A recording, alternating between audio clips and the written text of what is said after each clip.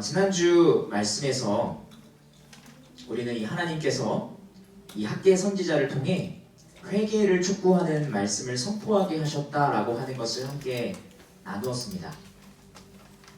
하나님은 이 귀환자들에게 지난 16년간 그들이 중단해왔던 이 성전 건축을 너희가 다시 시작해라 라고 말씀을 하셨습니다. 이것은 단지 그냥 건물을 지어라 라는 말씀 정도가 아니었습니다. 성전 재건이라는 행동을 하기 위해서는 근본적으로 그들의 마음이 변화되어야 했기 때문입니다. 마음이 변화되어야 행동이 나오는 거니까요.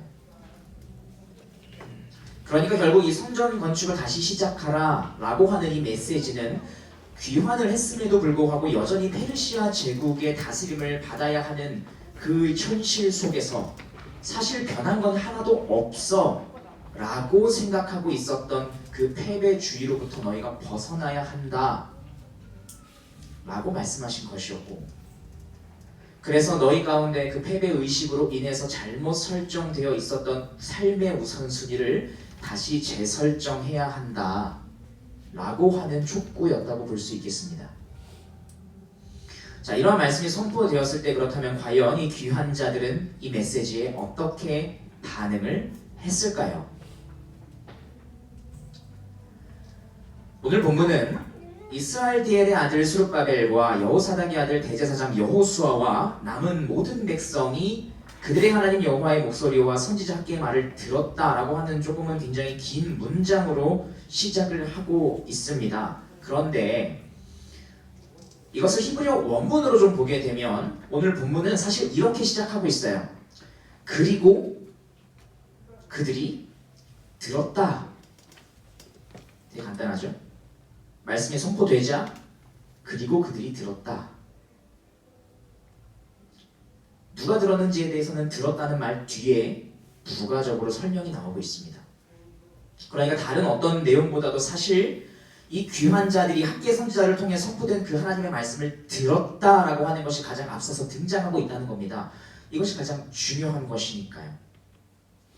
이 구약성경 내에서 여기서 지금 이 듣다라는 말로 사용된 이 히브리어 동사 샤마라고 하는 동사는 어떤 말이나 소리를 물리적으로 듣는 거를 설명할 때, 표현할 때 가장 많이 사용되기도 했지만, 거기에 더하여서 두 번째로 많이 사용된 용례는 어떤 의미냐면 귀를 기울이다 라는 의미가 담겨 있어요.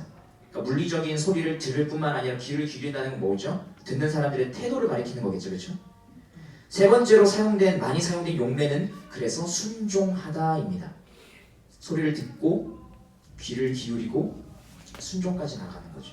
그러니까 오늘 이 본문에서 귀환자들이 하나님의 말씀을 들었다라고 하는 것은 단순히 이 학계 선지자가 내뱉은 말의 소리를 그냥 물리적으로 이 사람들이 들었다, 그냥 이게 내뱉고 있으니까 소리가 들리더라, 그들이 그냥 들었더라, 그런 정도의 의미가 아니라 그것을 넘어서서 그들이 선포된 말씀에 담긴 메시지, 그러니까 소리만 들은 게 아니라 메시지에 귀를 기울였고 그리고 그 메시지에 순종하고자 했다라는 의미가 포함되어 있는 거죠. 이 선지자를 통해 선포된 하나님의 말씀에 대해 귀환자들이 보여준 이러한 태도는 분명 그들의 조상들이 보여주었던 것과는 다른 것이었습니다. 이 바벨론 제국에 의해서, 그러니까 벌써 한 70여 년 전의 얘기를 말씀드리는 거죠. 바벨론 제국에 의해서 이 남유다가 멸망당한 직후에, 멸망당하기 전이 아니에요. 멸망을 당했어요. 멸망당한 직후에 포로로 끌려가지 않고 아직 남유다 땅에 남아있었던 이 이스라엘 백성들을 향해 예레미야 선지자가 하나님의 메시지를 그들에게 선포했는데, 그 메시지를 들었을 때 이 사람들은 이렇게 반응을 했습니다. 예레미야 43장 1절부터 7절입니다.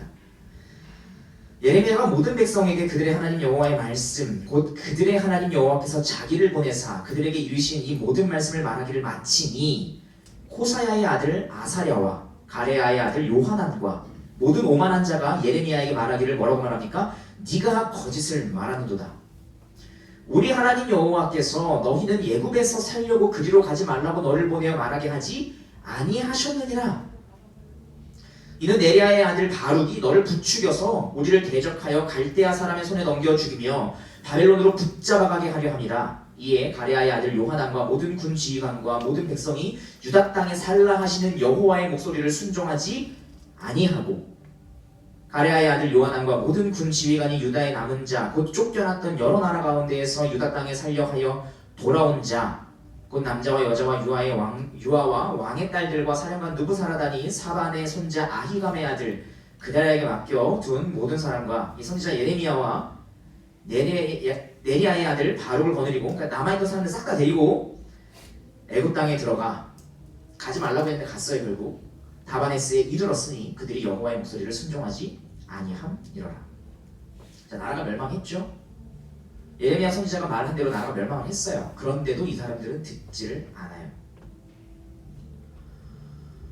그러니까 이렇게 비교를 해보면 우리는 한 가지 좀 결론을 얻게 되죠. 뭐냐면 고난을 당했다고 해서 그 고난 자체가 모든 사람들을, 그리고 여기서 사실은 지칭되는 비교 대상은 누구죠?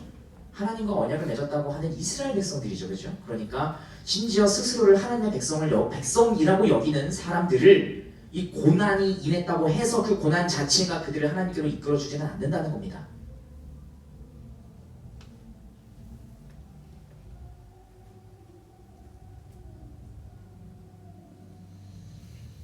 그래서 하나님이 이 북이스라엘과 남유다가 멸망하기 전에, 그러니까 이미 수백 년 동안, 그죠? 멸망하기 전에 여러 선지자들을 계속 보내시면서 강조하셨던 내용 중에 이러한 내용이 포함되어 있었던 겁니다.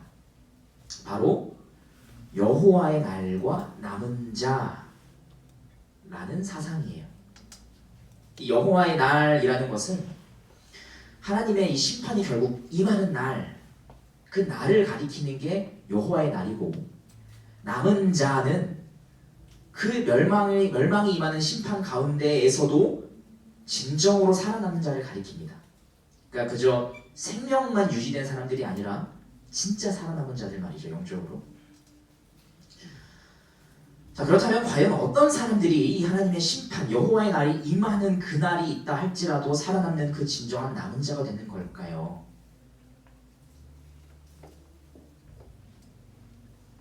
하나님은 먼저 북이스라엘을 향해서, 북이스라엘이 먼저 멸망했죠, 남유다보다. 북이스라엘을 향해서 먼저 이렇게 말씀을 해주셨습니다.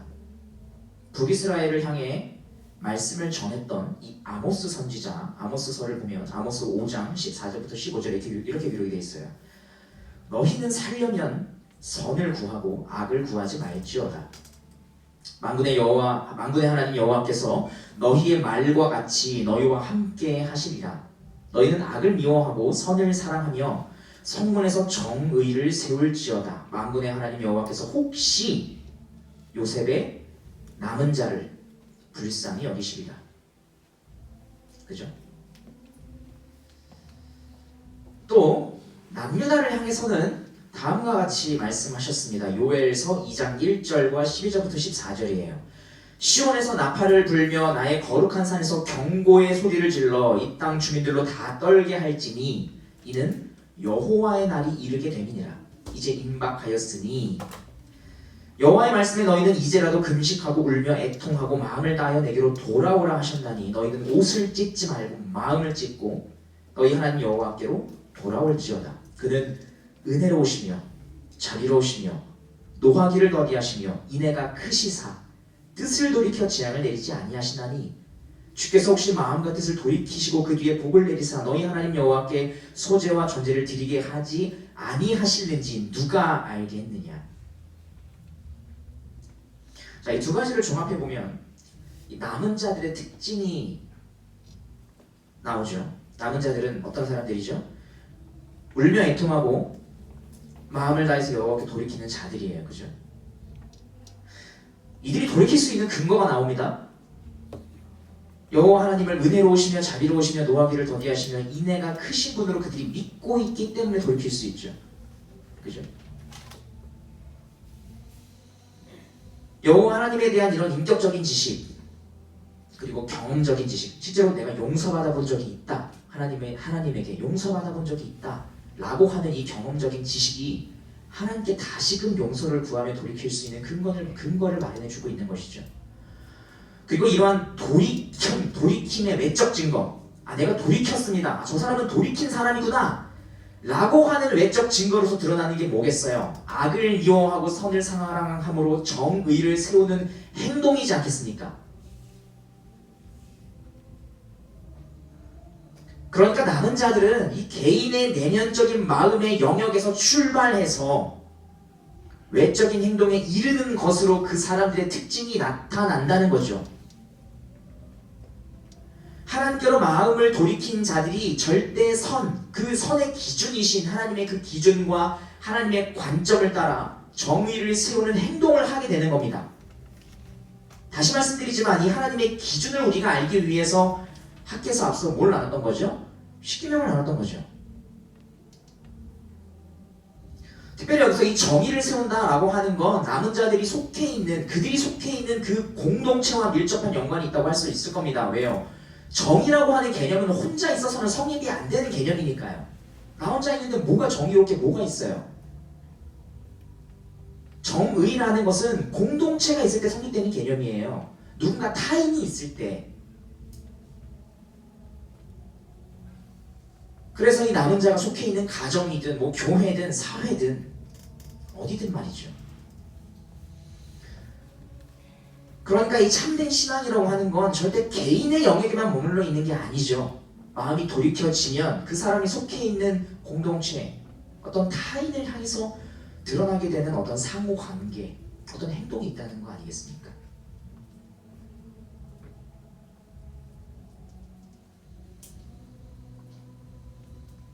그러나 이러한 메시지가 선포되었음에도, 굉장히 오랜 시간 동안 선포되었음에도 불구하고 북이스라엘과 남유다의 백성들은 하나님께 마음을 돌이키지 않았어요. 그 외적 증거인 선을 행하지 않았죠. 정의를 세우지 않았습니다. 그래서 하나님은 심지어 이방 나라를 몽둥이로 사용하셔서 북이스라엘과 남유다를 멸망시키셨던 것입니다. 마치 오류가 발생했을 때 리셋 버튼을 누르는 것처럼 말이죠.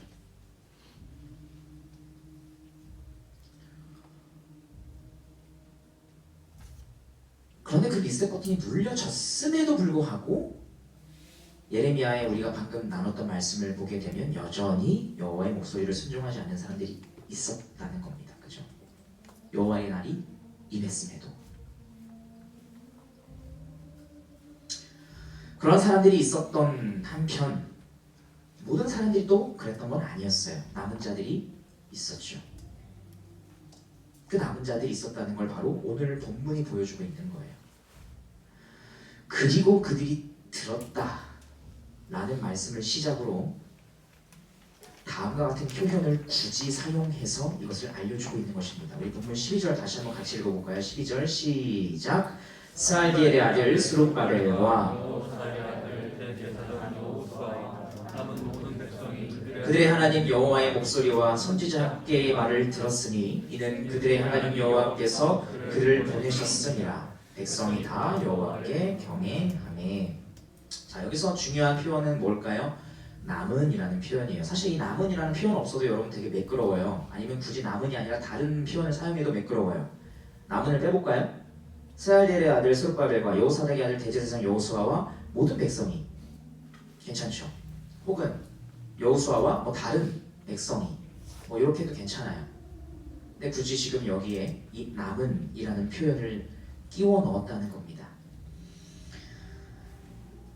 이 남은이라는 표현을 사용했다는 것은 하나님의 말씀에 귀를 기울인 이 백성들이 어떤 사람들인지 알려주기 위한 고의적인 그 의도가 담겨 있는 거죠. 이에 선지자들에게 분명 남은 자들이 있을 것이다 라고 말씀하셨는데 바로 이 사람들이겠구나.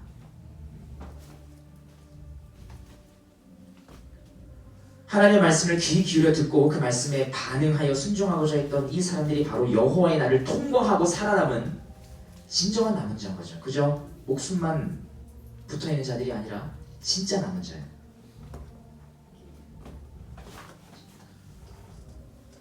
물론 이 남은 자로 불리게 된 이 사람들이 지금까지 전혀 실패하지 않았다거나 잘못한 것이 전혀 없었던 게 아니에요. 그죠? 우리가 바로 앞부분만 보더라도 이 사람들은 뭐 했죠? 16년간 성전을 방치했던 사람들이에요.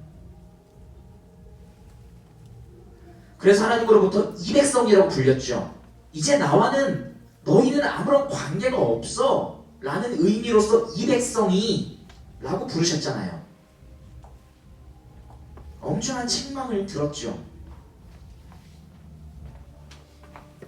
하지만 그 책망의 말씀이 선포되었을 때 이들은 자신들을 향해 이 백성이라 부르신 그 하나님을 향해 다시금 우리의 하나님께서 선지자를 보내주셨다고 여겼습니다. 이것을 오늘 본문은 제3자의 입장에서 이렇게 표현을 해놓은 거죠. 남은 자들이 뭐라고 했습니까? 그들의 하나님 여호와의 목소리와 하나님은 이 백성들을 향해서 이제 이 백성이라고 표현하셨는데 이 사람들은 오히려 우리의 하나님이라고 반응을 한 것입니다. 그러자 하나님은 이들의 반응을 보시고 곧바로 이렇게 화답을 해주십니다. 본문 13절 다 같이 함께 읽어볼까요? 13절입니다. 시작. 그때에 여호와의 사자 학개가 여호와의 위임을 받아 백성에게 말하여 이르되 여호와가 말하더니 내가 너희와 함께 하노라 하니라. 방금 전에 이 백성이라고 부르셨는데 그 반응 하나 때문에 내가 너희와 함께 한다라고 말씀을 하십니다. 여러분 구약성경에서 하나님이 자기 백성들과 함께 하신다는 것에 대한 가장 강력한 증거가 무엇이었는지 아십니까? 바로 성막, 이후에는 이제 성전이 되죠, 그죠? 이 성전에 하나님의 영광이 가득 차는 겁니다. 성전에 하나님의 찬란한 영광이 눈으로 가시적으로 볼 수 있는 그런 특별한 현상으로 가득 차서 성전에서 하나님을 섬기는 그 제사장들조차도 감히 가까이 다가설 수 없게 되었을 때, 그런 기적 같은 일이 벌어졌을 때 이스라엘 백성들은 하나님이 우리 가운데 지금 함께 계시는구나 라고 하는 것을 피부로 느낄 수 있었어요. 하나님께서 직접 알려주시고 만들라고 지시하신 이 성막이 광야에서 최초로 완성되었을 때, 이 완성되었다라고 하는 것으로 기록을 끝내고 있는 이 출애굽기를 보면 가장 마지막 부분에 이렇게 기록되어 있습니다. 출애굽기 40장 33절부터 38절입니다. 그는 또 성막과 제단 주위 뜰에 포장을 치고 뜰문에 휘장을 다니라. 모세가 이같이 역사를 마치니, 성막을 다 만들었다는 거죠.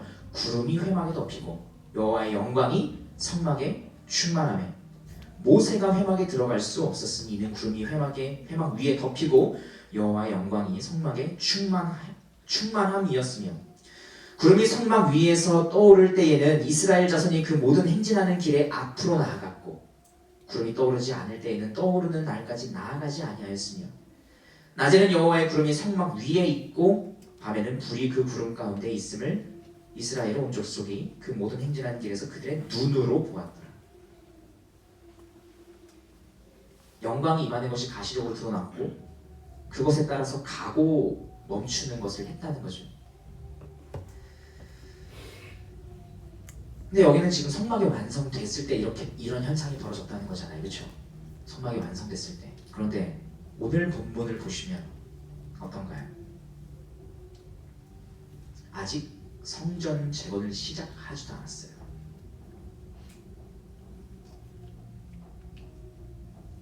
단지 귀한 자들이, 사실 이제 본문에서 이제는 귀한 자가 아니라 남은 자로 불리고 있죠. 이 남은 자라 불리게 된 이 하나님의 백성들이 그저 그 자신들의 마음을 하나님께로 돌이켰을 뿐이에요. 여전히 성전은 그 골격을 앙상하게 드러내고 있었다는 말입니다. 그런데 하나님은 이 남은 자들을 향해 아직 성전이 완성되지 않았음에도 불구하고 내가 너희와 함께 한다 라고 말씀하신 거죠. 마치 이미 성전 재건이 완성된 것처럼 여겨주시고 있는 거죠.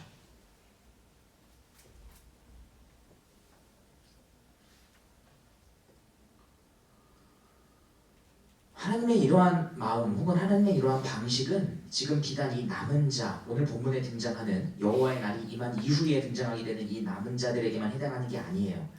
이 사람들이 특별히 더 어려운 환경에 처해 있었기 때문에 특별 대우해 주신 것이 아니라는 말입니다. 우리는 이와 비슷한 장면을 오히려 성전이 처음 만들어지는 장면에서 목격을 하게 돼요. 바로 다윗의 아들 솔로몬 왕에 의해서 성전이 처음 만들어지는 장면, 역대하 5장 1절부터 4절입니다. 솔로몬이 여호와의 전을 위하여 만드는 모든 일을 마친지라. 자, 성전 공사가 끝났대요. 이에 솔로몬이 그의 아버지 다윗이 드린 은과 금과 모든 기구를 가져다가 여호와의 전 곳간에 두었더라. 이에 솔로몬이 여호와의 언약궤를 다윗 성 곧 시온에서부터 메어 올리고자 하여 이스라엘 장로들과 모든 지파의 우두머리 곧 이스라엘 자손의 족장들을 다 예루살렘으로 소집하니 그때가 언제라고 합니까? 일곱째 달이래요. 일곱째 달, 이거 좀 기억하세요. 일곱째 달 절기에 이스라엘 모든 사람이 다 왕에게로 모이고 이스라엘 장로들이 이름에 레위 사람들이 궤를 매니라. 자, 지금 역대하 기록에 의하면 솔로몬이 성전을 완공했는데 그때가 언제라고요? 일곱째 달이라고요. 그래서 솔로몬이 뭘 했죠? 언약궤를 성전 안으로 옮겼네요. 그죠?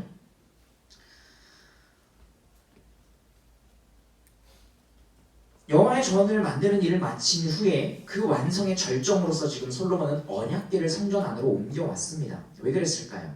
이 언약궤가 가지는 의미가 뭐죠? 언약궤는 하나님께서 임재해서 좌정에서 앉아 계신다라고 하는 왕의 보좌를 상징해요. 사진 한번 볼까요? 넘겨주실래요? 자, 이게 이제 뭐 언약궤에 대한 모형인데요. 보시면 저 뚜껑에 천사가 이렇게 엎드리고 있죠? 숙이고 있죠? 무릎을 꿇고 마치 저 중앙에 누군가 있는 것처럼 대하는 것처럼 보이지 않습니까? 그러니까 하나님이 저기 좌정하신다. 약간 이런 상징적인 의미예요. 그죠? 원래 좀 더 설명을 할까 하고 요거를 사진을 좀 더 담아왔는데 넘어가겠습니다. 다음에 언젠가 이 언약궤에 대해서 한 번 또 말씀을 나눌 기회가 있을 것이라 생각해요. 저 뚜껑을 열면 뚜껑이 사실 이중으로 되어 있어요. 요 살짝 뚜껑 열었을 때 요거 하나 있죠, 그죠? 그리고 요거를 딱 열면 그 안에 뭐 이제 십계명 돌판이랑 만나랑 아론의 쌍난지팡이가 있는 겁니다. 요 뚜껑이 이중으로 되는 이유가 있어요. 요거는 제가 다음에 언젠가 설교 한 편을 위해 남겨두겠습니다. 중요한 건 저 언약궤 다 열면 안에 뭐가 있다고요? 십계명이 있다고요. 그러니까 왜 십계명이 들었는지 아시겠죠? 왕이 앉아서 저기서 법으로 다스리는 의미가 있는 거죠. 그죠? 십계명으로 요약된 율법의 정신, 하나님 사랑과 이웃 사랑의 정신을 따라서 이스라엘을 통치하시는 게 하나님 뜻이었기 때문에 하나님은 이 하나님의 보호자를 상징하고 있는 언약궤 안에 십계명 돌판을 담도록 하신 것입니다. 그리고 이게 바로 아까 얘기했던 하나님께서 훗날 남은 자에게 요구하시는 참된 신앙이자 삶의 태도인 거죠. 하나님 사랑과 이웃 사랑. 그죠? 자, 솔로몬은 자신이 이스라엘 왕이었어요. 왕정 시대였기 때문에 솔로몬보다 높은 사람은 없어요. 게다가 솔로몬은 굉장히 똑똑했죠. 그럼에도 불구하고 솔로몬은 자신이 아니라 하나님께서 이스라엘의 진정한 왕이시라는 것을 잘 알고 있었어요. 그래서 자신은 그저 하나님의 대리 통치자로서 자기도 율법을 배워야 하는 사람이고, 그리고 하나님께 지혜를 구하며 나라를 다스려야 하는 그런 사람이라는 것을 솔로몬은 너무나 잘 알고 있었어요. 이처럼 솔로몬은 아무리 한 나라의 왕이라는 지위를 갖고 있다 할지라도 스스로 하나님의 통치를 받아야 하는 성도라고 하는 정체성을 더 중요하게 여겼던 것 같아요. 그의 통치 초기에는 말이죠. 그래서 그는 다른 무엇보다도 성전이 완성되었다라고 했을 때 이 언약궤를 성전 안으로 이동시켜 오는 것을 굉장히 중요하게 여겼습니다. 그런데 성경에서 이 성전 완공에 대해서 기록하고 있는 또 하나의 본문이 있어요. 어딜까요? 열왕기상입니다. 열왕기상도 이 역사 기록이 있는 책이잖아요. 이스라엘의 역사 기록이. 근데 열왕기상을 보면 이 역대기랑은 조금 차이가 있는 걸 발견하게 돼요. 자, 역대기에서는 여호와의 전을 위하여 만드는 일을 모두 마쳤고, 그죠? 마쳤고, 그래서 솔로몬이 언약궤를 성전으로 옮겼다라고 기록이 돼 있어요, 그죠? 그런데 그때가 언제라고요? 일곱째 달이라고요. 7월이래요. 7월. 유대력으로 7월. 그런데 열왕기상을 보시면 성전 공사가 완전히 끝난 시기가 8번째 달이다라고 기록을 하고 있어요. 열왕기상 6장 38절이에요. 8번째 달에 그 설계와 식양대로 성전 건축이 다 끝났으니 솔로몬이 7년 동안 성전을 건축하였더라. 자, 역대기는 8번째 달에 성전 건축이 다 끝났다고 하네요. 둘 중에 뭐가 맞을까요? 제가 여기서 이제 뭐가 맞는지 손들어 보세요 라고 하면 절반 정도로 갈라질까요? 만약에 둘 중에 하나가 맞는 거라면, 그래서 하나가 사실은 역사 기록이 틀린 거라고 한다면 그거는 그냥 아주 뭐 실수가 있었을 수 있지라고 가볍게 넘길 수 있는 차원이 아니에요. 그죠? 만약에 그렇게 하나가 틀린 점을 발견하면 혹시 또 다른 틀린 점이 있진 않을까? 이렇게 생각하게 되니까, 그죠? 자, 기록이 달라요. 이거 어떻게 이해해야 돼? 우리가 이걸 어떻게 이해해야 하는 것일까요?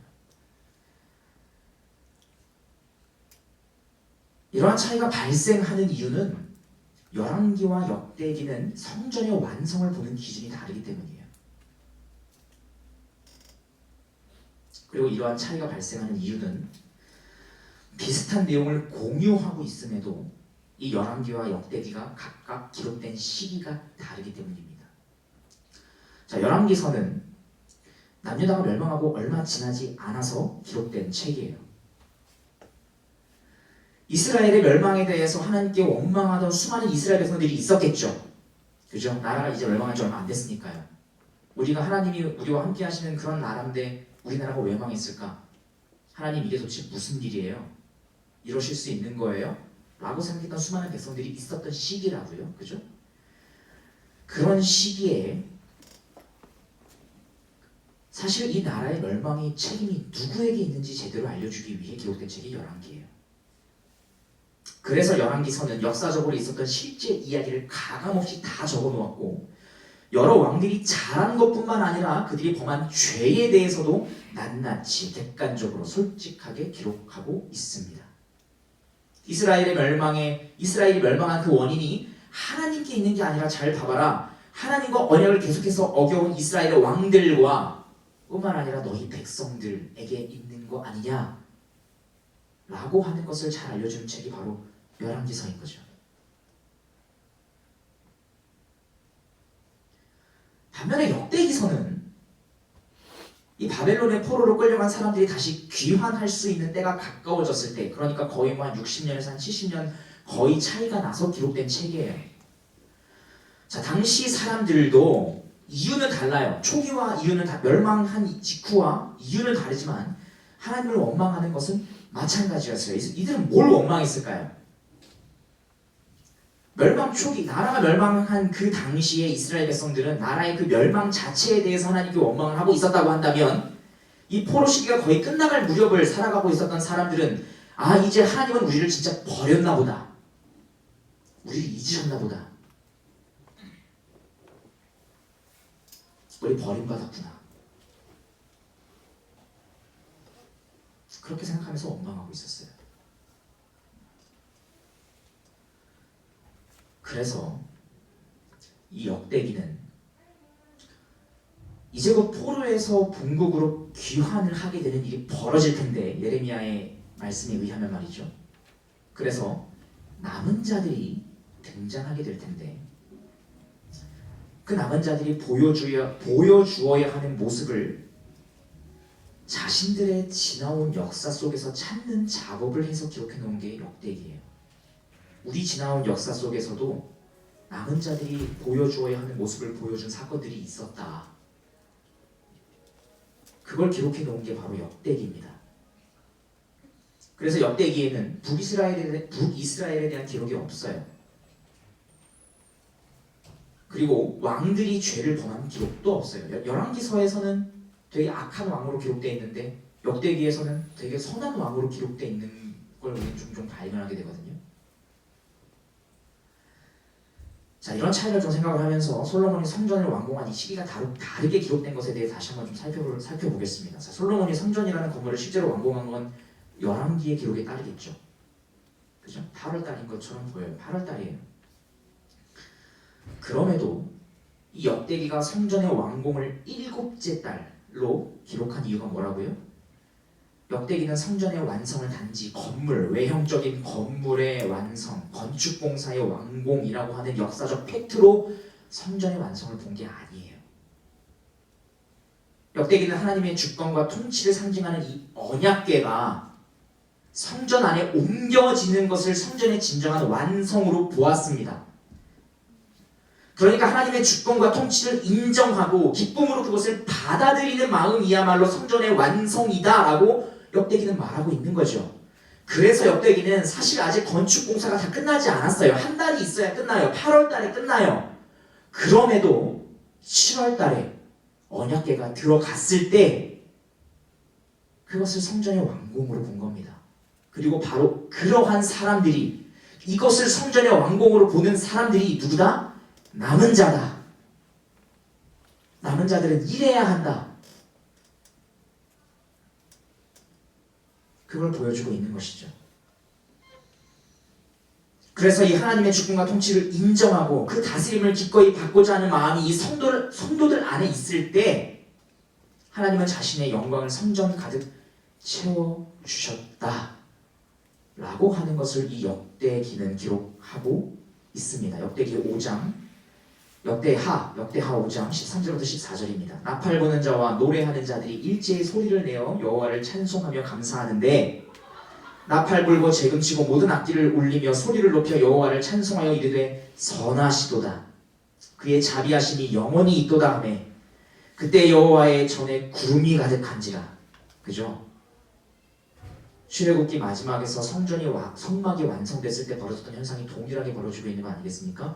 구름이 가득한지라. 제사장들이 그 구름으로 말미암아 능히 서서 섬기지 못하였으니 이는 여호와의 영광이 하나님의 전에 가득함이었더라. 이처럼 성전의 진정한 완성은 단지 건물 공사, 외형적인 건축 공사가 끝나는 것에 있는 게 아니라 성전에 임재하시는 하나님을 향한 그 성도들의 마음에 달려 있는 거예요. 하나님의 주권과 통치를 인정하고 그 다스림을 기꺼이 받고자 하는 마음이 성도들 안에 있을 때 하나님은 자신의 영광을 성전 가득 채워주셨습니다. 그래서 한낱 건물이지만 그럼에도 그곳에 내가 임재해 있다, 내가 임재해 줄게 라고 하는 것을 보여주신 것이죠. 그래서 이것을 더욱 강조하기 위해서 이 역대하 5장은 열왕기상에는 없는 아주 독특한 기록을 다음과 같이 추가해서 이걸 더 강조해 놓았습니다. 역대하 5장 11절부터 13절입니다. 이때에는 제사장들이 그 반열대로 하지 아니하고 스스로 정결하게 하고, 이게 제사장들의 수준이었다고요. 스스로 정결하게 하는 제사장들이 있었어요. 이때는 성소에 있다가 나오매 노래하는 레위 사람 아삽과 헤만과 여도둔과 그의 아들들과 형제들이 다 세마포 옷을 입고 제단 동쪽에 서서 제금과 비파와 수금을 잡고 또 나팔 부는 제사장 120명이 함께 서 있다가 나팔 부는 자와 노래하는 자들이 일제히 소리를 내어 뭐라고 말합니까? 여호와를 찬송하며 감사하는데 나팔 불고 제금 치고 모든 악기를 울리며 소리를 높여 여호와를 찬송하여 이르되 선하시도다. 그의 자비하심이 영원히 있도다. 하나님에 대한 이러한 인식이죠. 고백이죠. 찬송이죠. 그때에 여호와의 전에 구름이 가득한지라. 하나님은 이 남은 자들의 모습이 어떠해야 하는지 알려주는 이 역대기의 관점에 따라 오늘 본문 속에 등장하는 남은 자들을 동일하게 대해 주셨습니다. 그들이 아직 성전 재건을 본격적으로 아직 시작조차 하지 않았어요. 단지 하나님을 향해 마음을 돌이켰을 뿐이에요. 그런데 뭐라고 말씀하시죠? 내가 너희와 함께 있노라.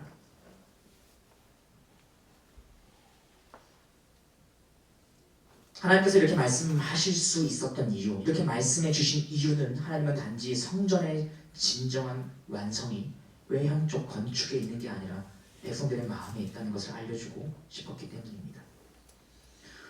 물론 성전 재건은 실제로 시작됩니다. 재개가 돼요. 왜요? 백성들의 마음이 돌이켰으니까요. 돌이켜졌으니까 행동하게 되죠. 성전 재건은 실제로 재개되고 그에 따라 성전 공사 결국 끝마쳐져요. 여기까지가 사실 하나님이 원하신 것이긴 하죠. 성전을 건축하라고 하셨으니까요.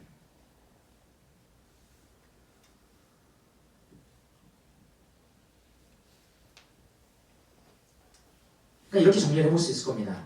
자기 백성들이 하나님을 향해 마음을 돌이킬 때 하나님은 그것을 마치 성전이 완성된 것으로 여겨주시고 내가 너희와 함께 한다라고 말씀해 주시고 자기 영광을 먼저 앞서서 나타내 보이시죠.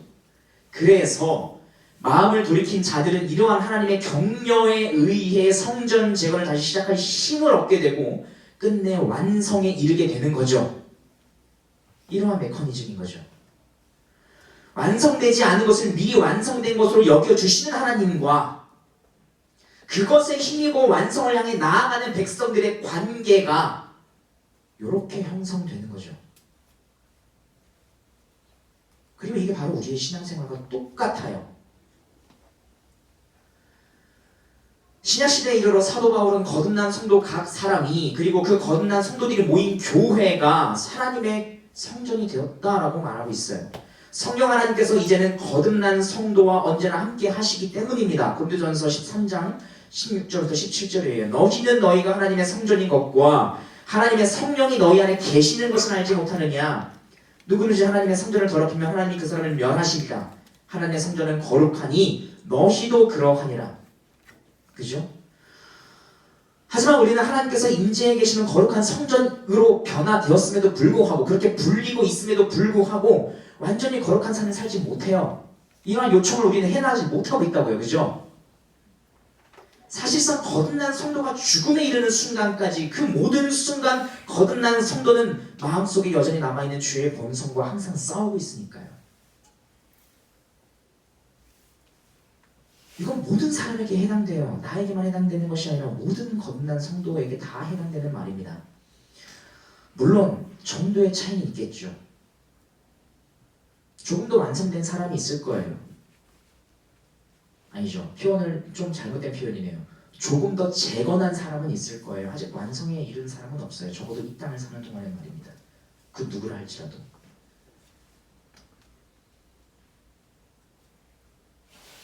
모두가 골격만 세워진 앙상하고 볼품없는 성전이에요. 그럼에도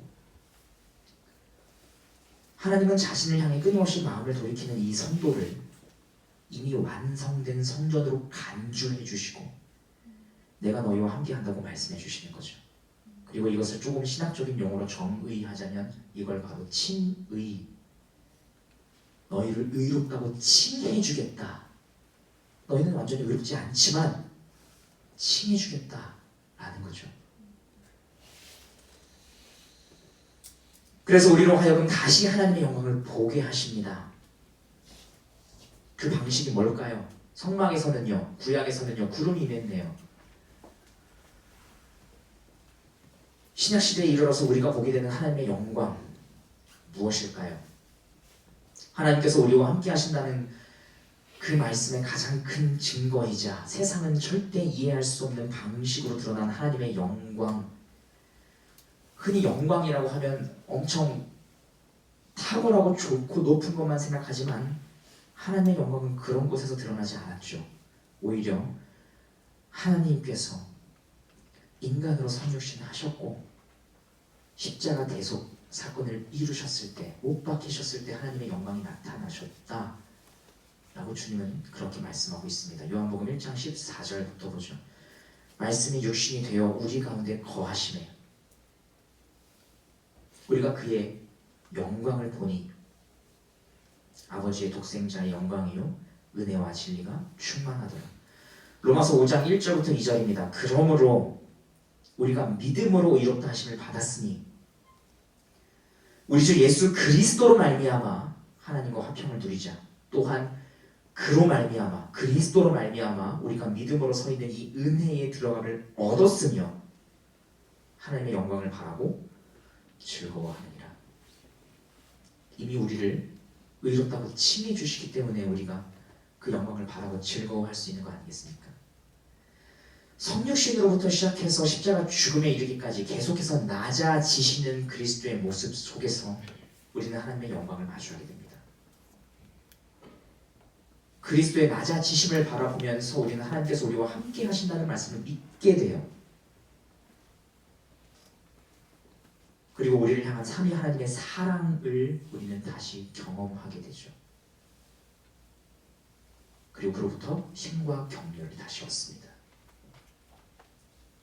그래서 거기서 끝나는 게 아니라 다시 성전 재건을 시작해 보겠습니다 라고, 내가 다시 십계명으로 드러난 하나님의 뜻에 내가 순종하며 살아가 보겠습니다.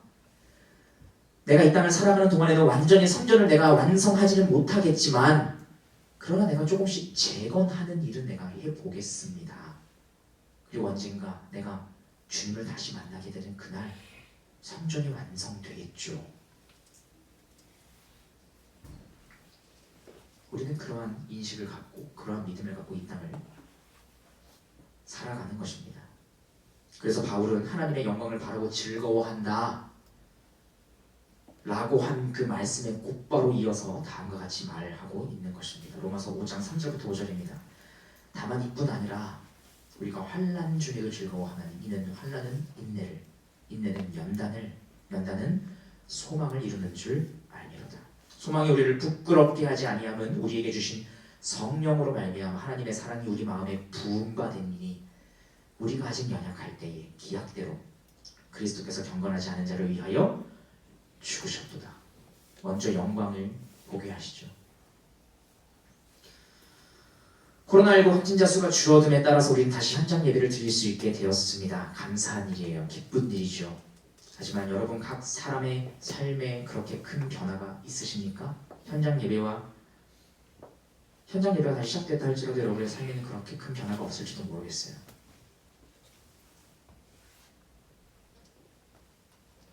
혹시라도 허탈함을 느낀 분이 있으시진 않으십니까?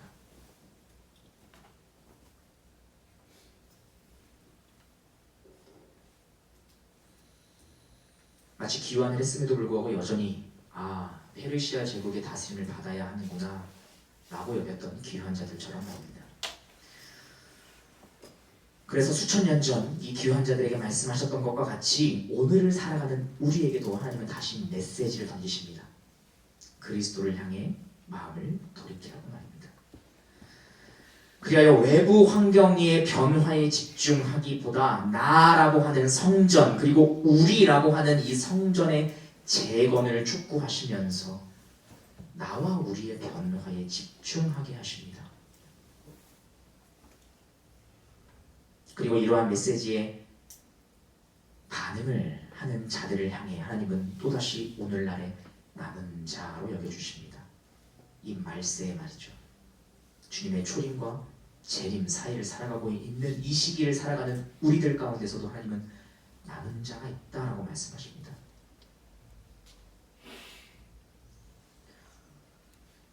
그리고 그렇게 남은 자로서 나를 여기면서 스스로 내가 남은 자가 되겠노라라고 고백하면서 이 말씀에, 이 메시지에 반응하는 그 직후부터 하나님은 여러분과 함께 하십니다.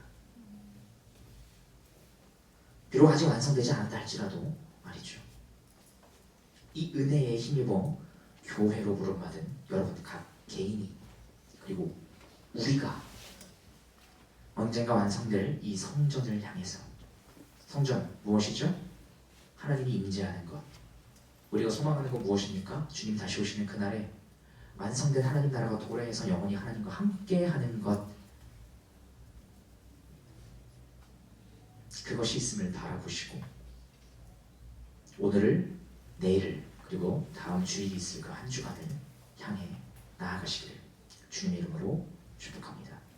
찬양하고 함께 기도하시면 되겠습니다. 믿음과 삶과 함께 좀 찬양하겠습니다.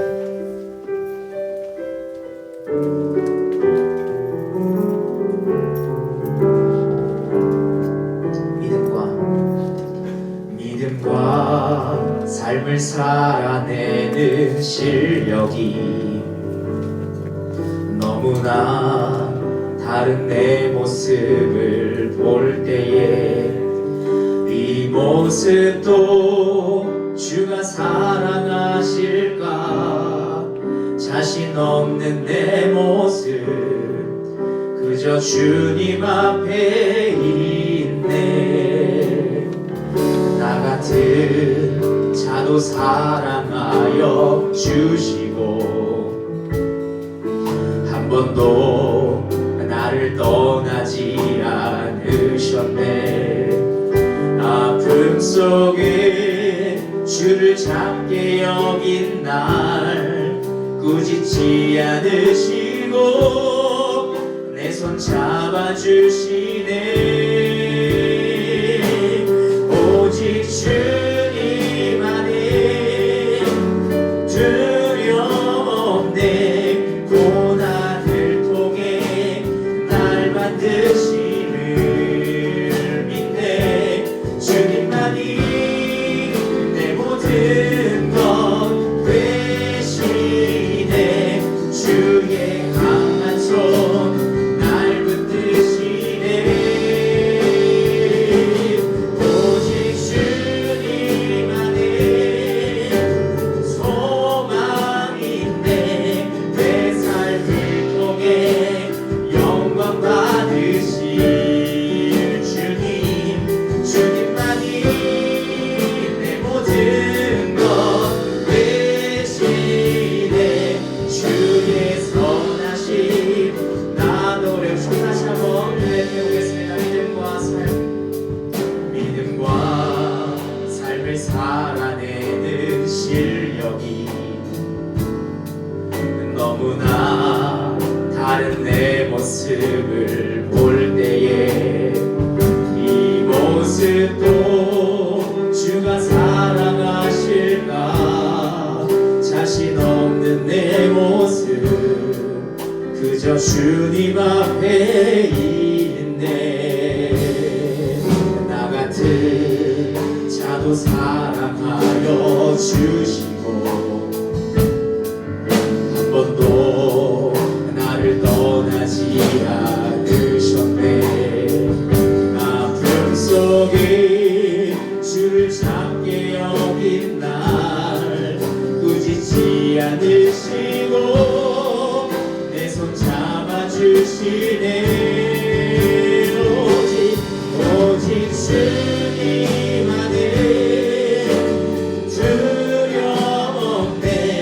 고난을 통해 날 만드심을 믿네. 주님만이 내 모든 것 되시네. 주의 강한 손 날 붙드시네.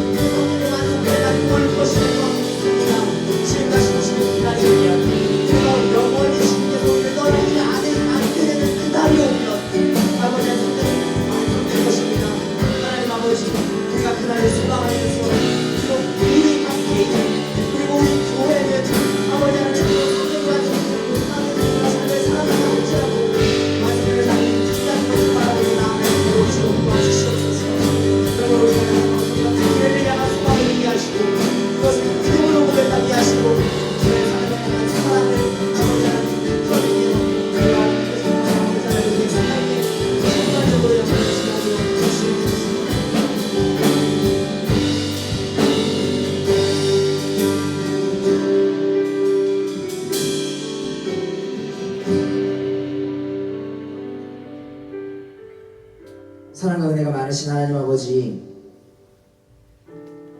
하나님은 우리에게 완전한 삶을 요구하시기 전에, 아니 그 완전한 삶을 요구하시기보다 이미 그 완전한 삶은 그리스도가 살게 하시고 그리스도가 성취하게 하신 후에 우리에게는 단지 그것에 대한 믿음을 요구하십니다. 그래서 그리스도 안에서 하나님의 영광, 밝히 드러나고 있는 그 영광을 다시 바라보게 하십니다. 우리가 완전하지 않음에도 불구하고 우리를 마치 완성된 성전인 것 마냥 우리를 그렇게 여겨주셔서 우리를 의롭다 칭해주시고 우리를 자녀로 불러 삼아주셔서 우리로 하여금 언제나 우리 마음 가운데 계시는 성령 하나님으로 말미암아 내가 너희와 언제나 함께하고 있다라고 하는 것을 끊임없이 우리 영혼 가운데 증거해 주시는 하나님의 사역을 우리가 오늘도 바라보기를 원합니다. 하나님 아버지, 우리가 살아가고 있는 외적 환경은 그렇게 변화가 크게 쉽게 찾아오지 않을지도 모르겠습니다. 귀한 자들 역시 여전히 계속해서 페르시아 제국의 다스림을 받고 있었습니다. 그러나 그들이 마음을 하나님께로 돌이켰을 때, 하나님의 주권과 통치를 인정하며 기꺼이 그것을 따르고자 하는 마음이 있었을 때에 하나님은 내가 너희와 함께 한다라고 말씀해 주셨습니다. 이 땅을 살아가고 있는 우리도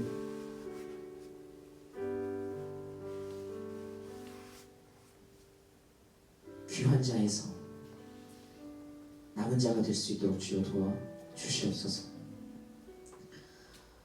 이제는 우리 구주 예수 그리스도의 은혜와 성부 하나님의 무한하신 사랑하심과 성령 하나님의 교제인도 충만케 하시는 은총이 여기 머리 숙인 하나님께 그리스도께 마음을 돌이키고자 다짐하고 그로 인하여 하나님께서 언제나 너희와 함께 하신다라는 그 사랑의 고백을 듣기 원하는 모든 2000년부 한 사람 한 사람 머리 위에 이제로부터 영원토록 함께 있을지어다. 아멘.